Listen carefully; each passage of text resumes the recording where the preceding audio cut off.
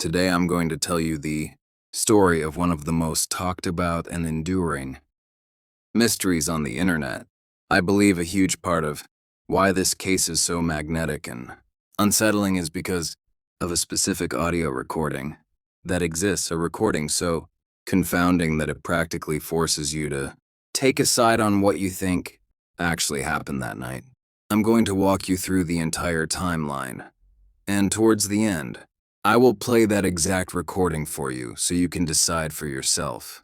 But before we get into it, if you're a fan of the strange, dark, and mysterious delivered in story format, then you've come to the right place because that is our entire mission. And guess what? We are going back to the old ways. We're talking 2, 3, even 4 new uploads every single week on this channel. For real, so if that sounds good to you, please offer to clean the dishes for the like button, but instead of actually washing them, just smash every single plate on the kitchen floor. Also, subscribe and turn on all notifications so you never miss a drop.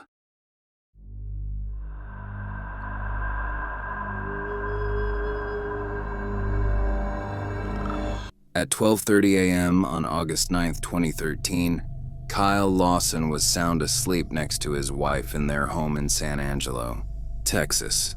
His cell phone began to ring, jarring him awake. He looked at the caller ID and saw it was his 26-year-old brother, Brandon. Kyle picked up, but before he could even get a word out, Brandon launched into a frantic, almost insane-sounding story. Brandon claimed he was driving north on Highway Unsolved on a notoriously desolate, 2-lane country road in West Texas, and that 3 men were currently chasing him. To make matters worse, Brandon said his truck was sputtering out of gas.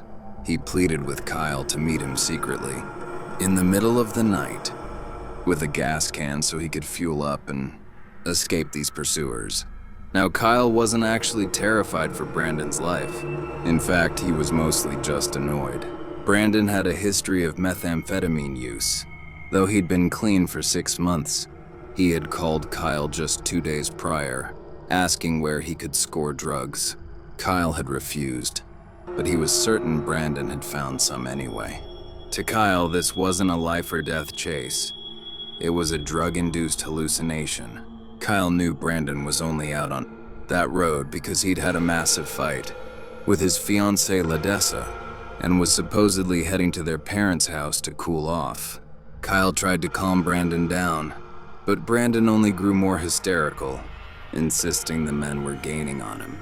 Eventually, Kyle gave in. He didn't think there was a real threat, but he loved his brother and wanted to get him off the road. Kyle, his wife, and their 4-year-old son piled into their car and began the 45-minute drive north onto Highway 277. The road was a barren wasteland of flat plains and small shrubs. As they drove, they scanned the darkness. Finally, they saw it. Brandon's truck. Parked half on the shoulder, lights off, engine dead.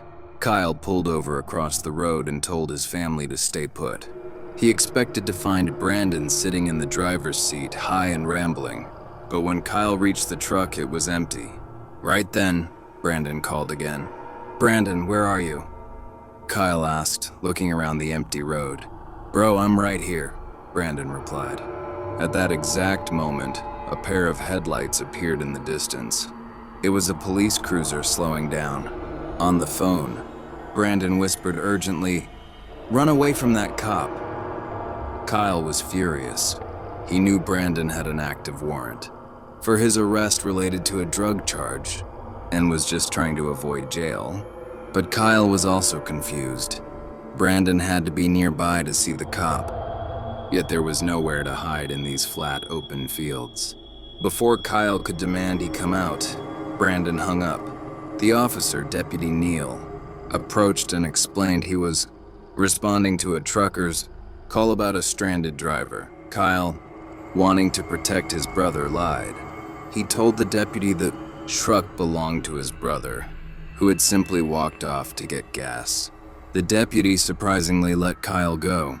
Kyle drove a bit further down the road, waiting for the cop to leave, and tried calling Brandon over and over. No answer.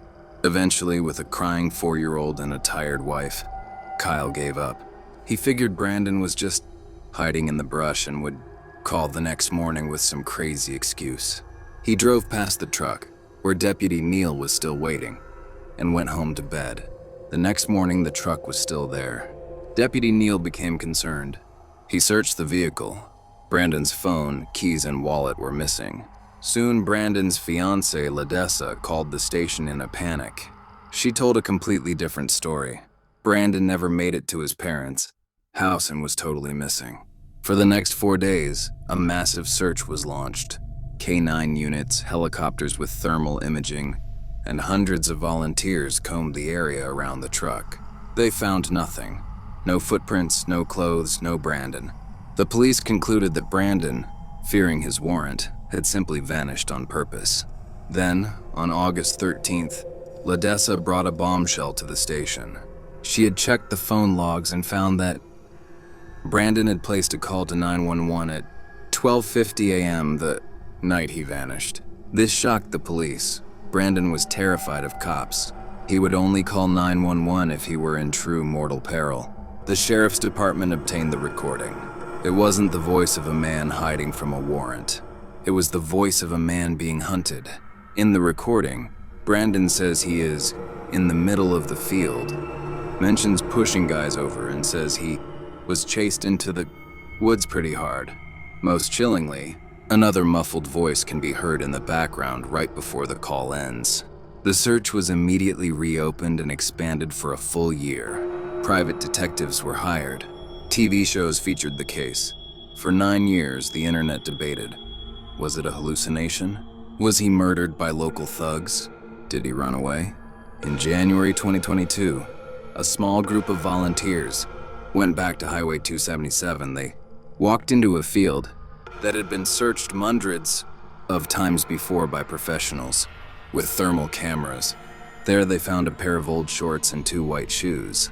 Nearby, they discovered a fragment of a human skull. DNA testing confirmed it. It was Brandon Lawson. But the discovery only made the mystery deeper. The field where his remains were found was flat, sparse, and had been covered by thermal drones and search dogs years earlier.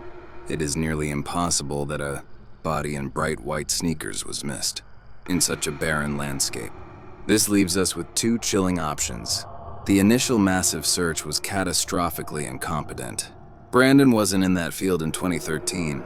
He was somewhere else, and his remains were moved back there years later. If he was moved, why? And if he was chased by whom?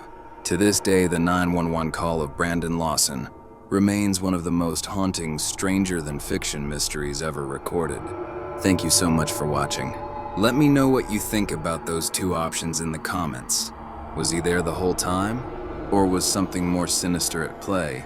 Remember, we have hundreds of videos for you to binge, but if you want my personal recommendation, check out this one right here. Until next time, see you.